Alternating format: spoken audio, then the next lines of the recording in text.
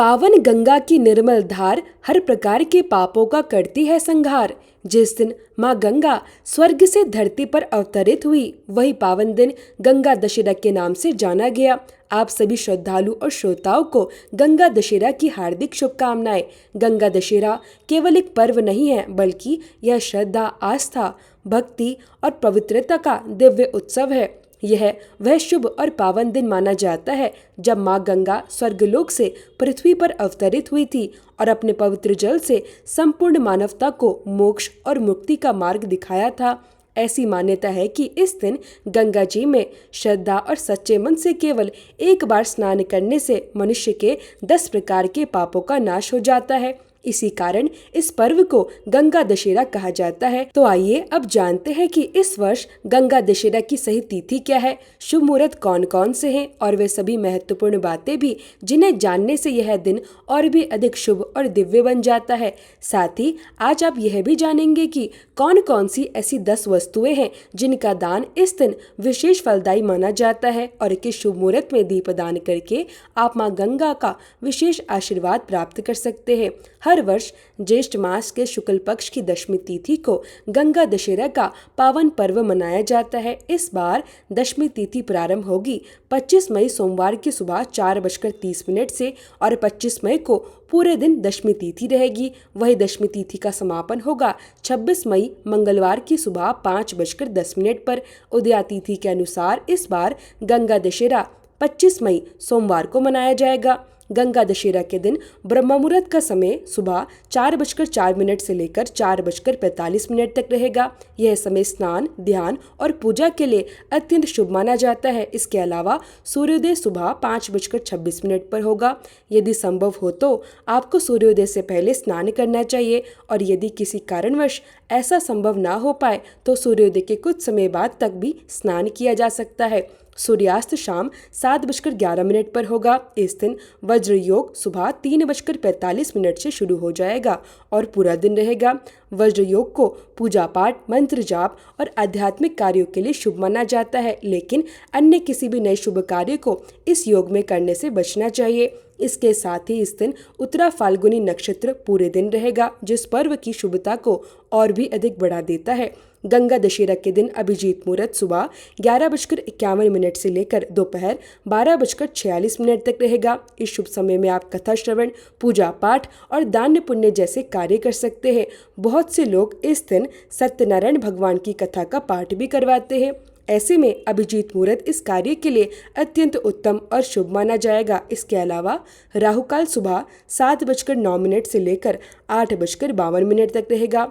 राहुकाल के दौरान आप राहु और केतु ग्रह की शांति के लिए विशेष उपाय, जाप या दान कर सकते हैं। गंगा दशहरा के दिन शाम की पूजा का शुभ मुहूर्त रहेगा शाम 7:11 से लेकर 8:12 तक। इसके अतिरिक्त गोधूली मुहूर्त में भी आप पूजा और दीपदान का विशेष महत्व बताया गया है। इस दौरान आप गौ माता की पूजा कर सकते हैं, गंगा जी में दीपदान कर सकते हैं और अपने घर के मुख्य द्वार या आसपास लगे पवित्र पौधों के पास भी दीप जला सकते हैं। गोधूली मुहूर्त का समय रहेगा शाम 7:09 से 7:30 तक। ऐसी मान्यता है कि जो भी व्यक्ति इस दिन सच्चे मन, श्रद्धा और पवित्र भाव से गंगा स्नान करने के बाद पूजा पाठ और दान करता है, उस पर माँ गंगा की विशेष कृपा बनी रहती है। इतना ही नहीं, व्यक्ति को उसके वर्तमान और पूर्व जन्मों के पापों से भी मुक्ति प्राप्त होने का आशीर्वाद मिलता है।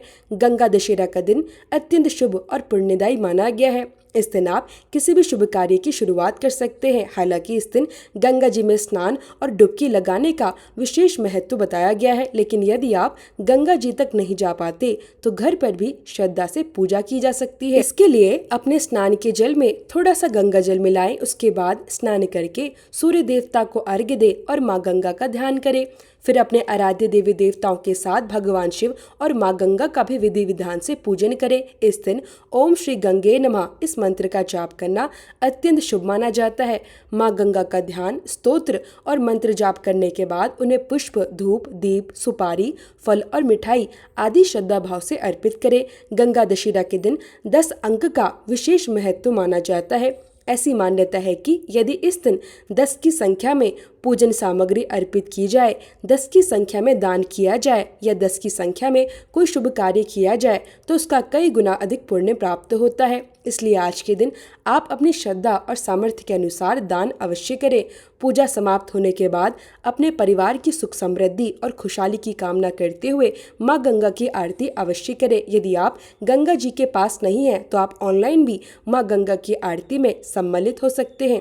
अब बात करते हैं एक विशेष उपाय की। यदि आप कर्ज से परेशान हैं, आर्थिक तंगी चल रही है या जीवन में धन संबंधी परेशानियां लगातार बनी हुई हैं, तो गंगा दशहरा के दिन किया गया यह उपाय आपके लिए लाभकारी माना जाता है। इसके लिए अपनी लंबाई के बराबर एक काला सूती धागा ले, फिर इस धागे को एक सूखे नारियल में लपेट दें। अब भगवान शिव से सच्चे मन से प्रार्थना करें, हे प्रभु, हे देवों के देव महादेव, हे भोलेनाथ, हमारे घर में सुख समृद्धि का वास हो। माँ लक्ष्मी जी का स्थायी आशीर्वाद हमारे घर पर बना रहे।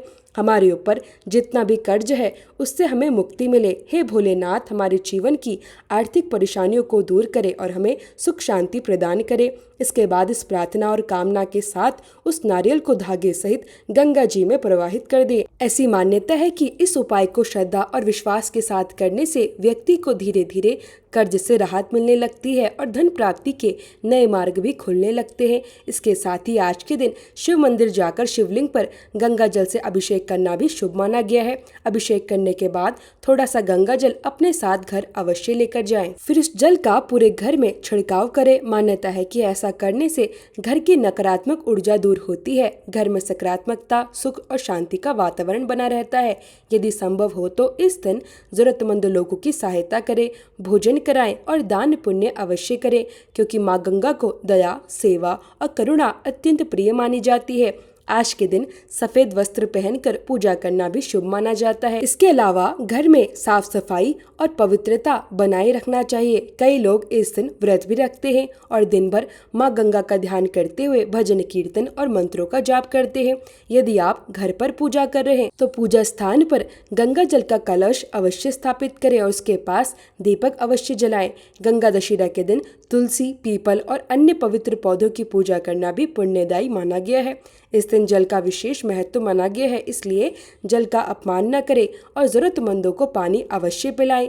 माँ गंगा को प्रसन्न करने के लिए आप गंगा स्तोत्र, गंगा चालीसा या विष्णु सहस्त्र नाम का पाठ भी कर सकते हैं। ऐसी मान्यता है कि जो व्यक्ति इस दिन पूरे श्रद्धा भाव से गंगा माँ का स्मरण करता है, उसके जीवन के दुख, कष्ट और बाधाएं धीरे धीरे समाप्त होने लगती है। यह थी आज की संपूर्ण जानकारी। उम्मीद है आपको ये वीडियो अवश्य पसंद आई होगी। अगर आपको ये जानकारी अच्छी लगी हो तो प्लीज वीडियो को लाइक करें। साथ ही कमेंट बॉक्स में हर हर गंगे अवश्य लिखें।